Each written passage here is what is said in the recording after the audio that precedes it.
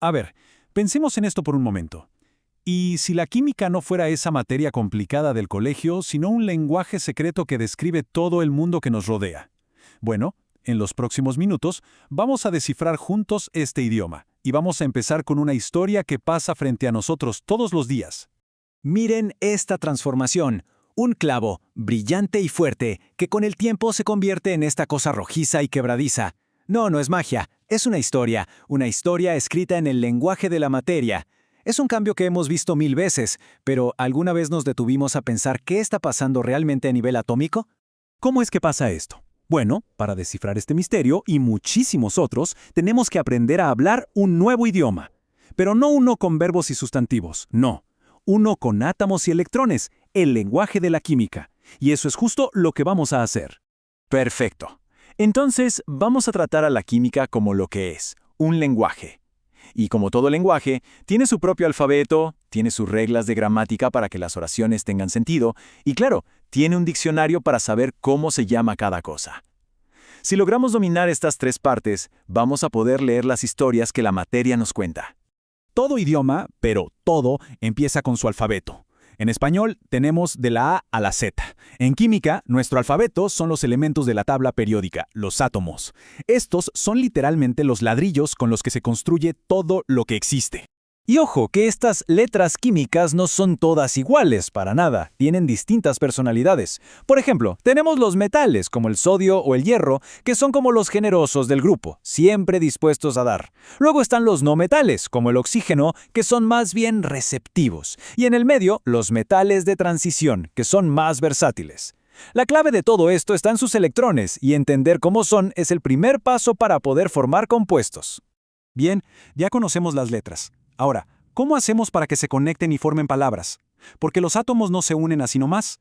Primero tienen que, digamos, prepararse para ese enlace. Y lo hacen convirtiéndose en algo llamado iones.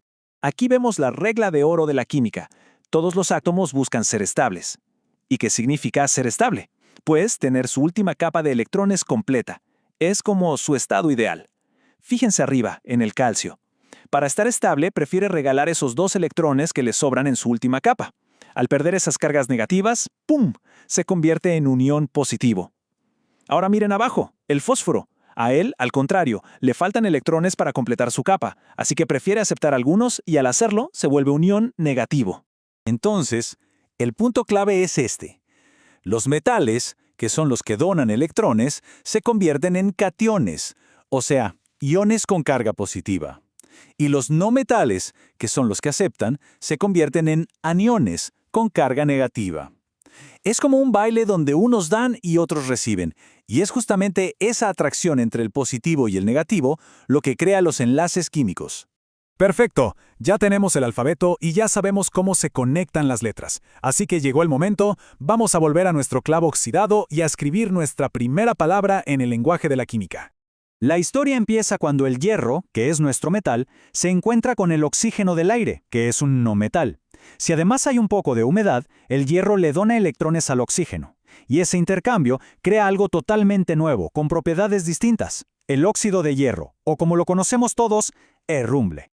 A ver, si tratamos de escribir esta historia como una ecuación química, se vería más o menos así.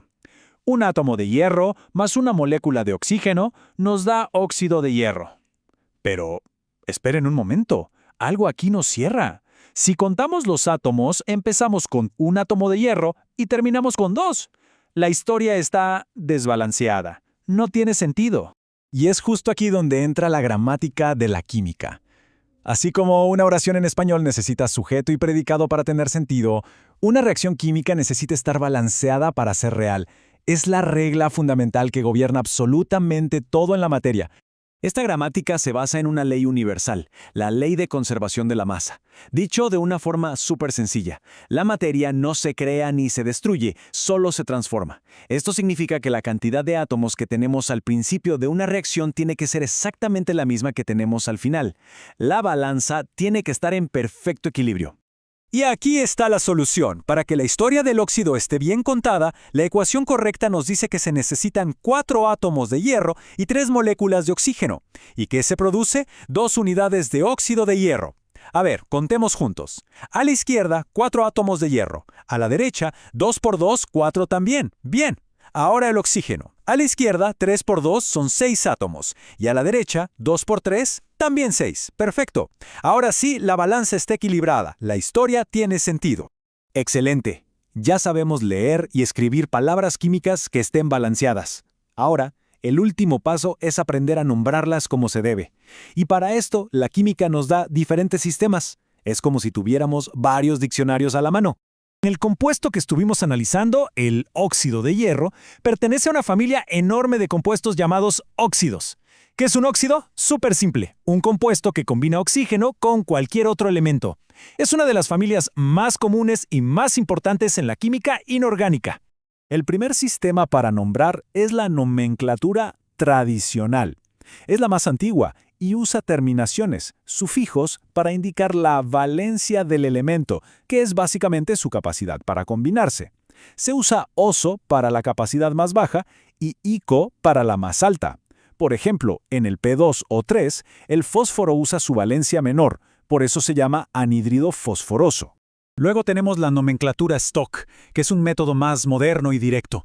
En lugar de sufijos, usa números romanos entre paréntesis para decirnos exactamente cuál es el estado de oxidación en ese compuesto. Así, el mismo P2 o 3 se nombra óxido de fósforo triple, porque 3 es su capacidad de combinación en esta molécula. Mucho más claro, ¿verdad? Y finalmente está la nomenclatura sistemática, que para mí es la más intuitiva de todas. Su lógica es súper simple. Contar los átomos. Usa prefijos griegos como di para 2, tri para 3, penta para 5 y así nos dice cuántos átomos de cada elemento hay en la molécula. ¡Facilísimo! Entonces veamos cómo funciona todo esto con nuestro ejemplo. El famoso óxido de nuestro clavo, el Fe2O3, se puede llamar de 3 maneras distintas. En la tradicional es óxido férrico. En la Stock es óxido de hierro 3 y en la sistemática es trióxido de hierro. Son 3 nombres diferentes para la misma palabra química. Simplemente son 3 diccionarios distintos para describir la misma realidad. Hoy aprendimos el alfabeto, la gramática y el diccionario del lenguaje de los óxidos. Logramos descifrar la historia de un simple clavo oxidado. Pero la química es un idioma inmenso, fascinante. Pensemos, ¿qué pasaría si en lugar de combinar los elementos con oxígeno, lo hiciéramos con hidrógeno? Se formarían hidruros, sales, cada uno con sus propias reglas y nombres. El lenguaje de la materia no se detiene, y siempre está ahí, esperando a que descifremos su siguiente historia.